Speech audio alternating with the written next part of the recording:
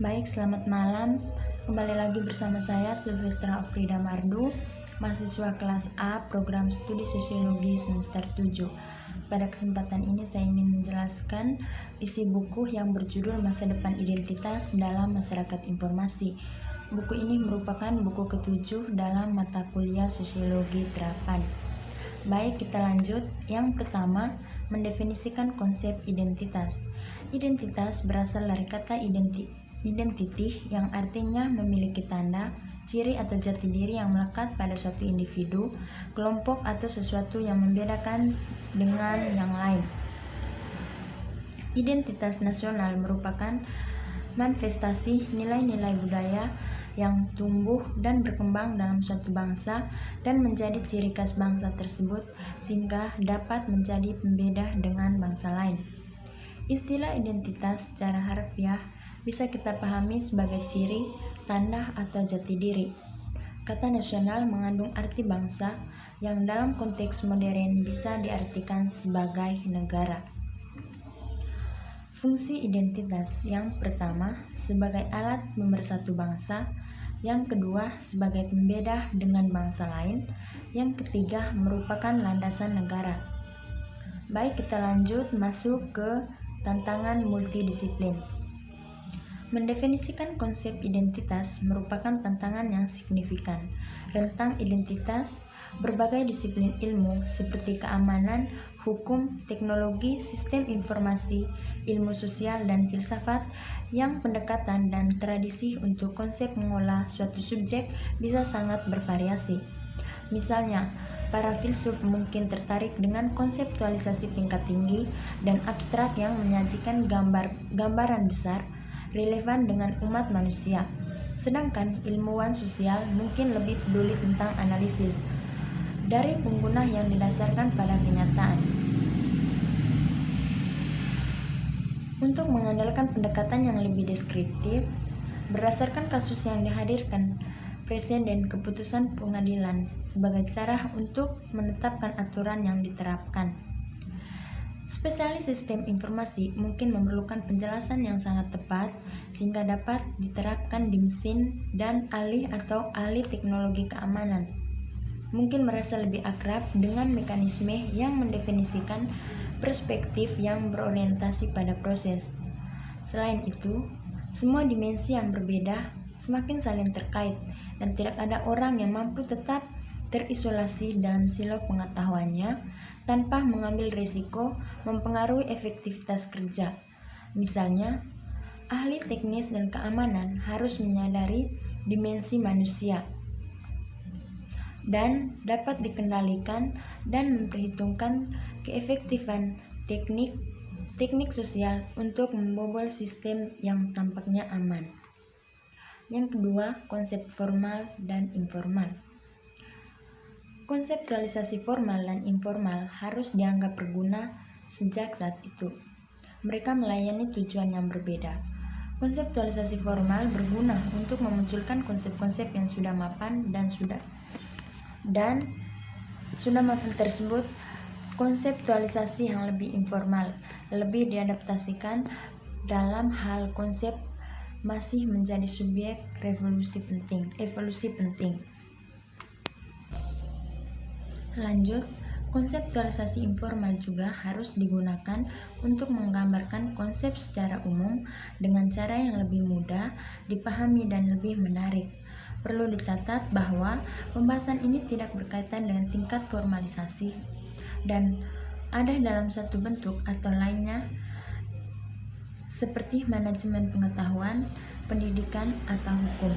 Oleh karena itu, gagasan untuk membuat pengetahuan itu eksplisit ada jantung dari model manajemen pengetahuan pertama yang menentukan kekuatan tertentu, pendekatan pada eksternalisasi pengetahuan, yaitu dalam menciptakan proses pembuatan tacit pengetahuan menjadi eksplisit. Yang kedua, konseptualisasi formal atau eksplisit.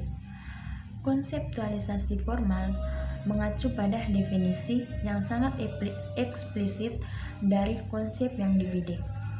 mendefinisikan dengan tepat subjek untuk memfasilitasi pemahaman yang tidak ambigu tentang itu subjek dan memfasilitasi komunikasi antar aktor yang berbeda, dan khususnya pencapaian pemahaman bersama dan pembangunan landasan bersama. Konsep dan istilah yang sering dikaitkan dengan konseptualisasi formal meliputi kategorisasi, klasifikasi, taksonomi, ontologi, kamus, ensiklopedia, model atau teori.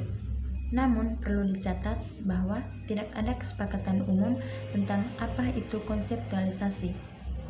Fungsi penting dari konseptualisasi yang sangat eksplisit dan formal adalah untuk ditawarkan kosakata yang tepat, memfasilitasi pemahaman yang baik tentang domain, dan sebuah komunikasi yang baik antara dua atau lebih aktor.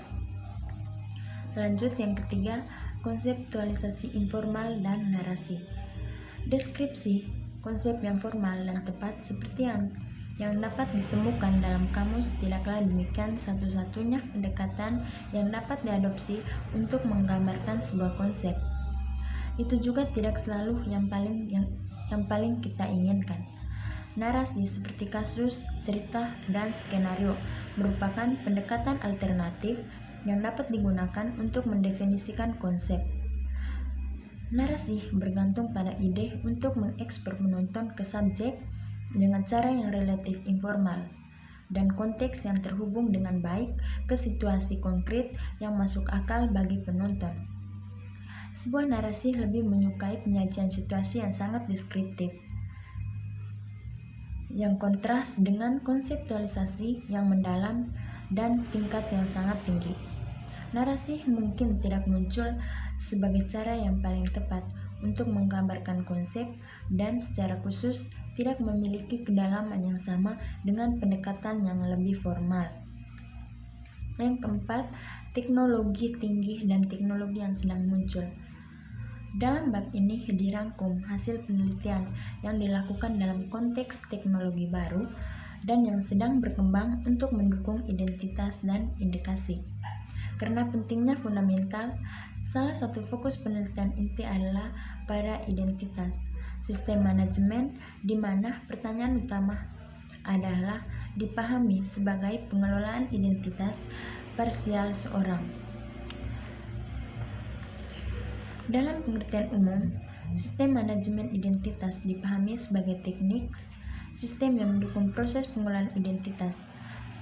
Sejauh ini, istilah ini digunakan cukup luas di banyak domain berbeda, misalnya ekonomi, administrasi publik, sains, dan lain sebagainya, yang menjelaskan berbagai teknologi, bagaimana identitas dikelola, digunakan dengan cara yang berbeda, siapa yang mengelola identitas.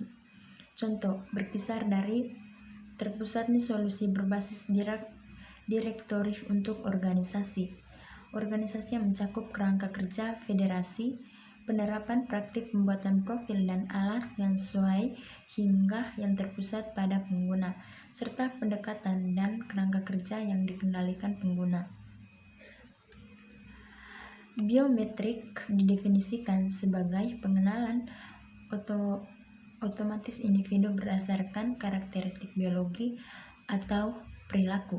Contoh untuk karakteristik biologis yang sesuai yang digunakan dalam sistem biometrik adalah sidik jari atau filamen iris, struktur atau bentuk wajah,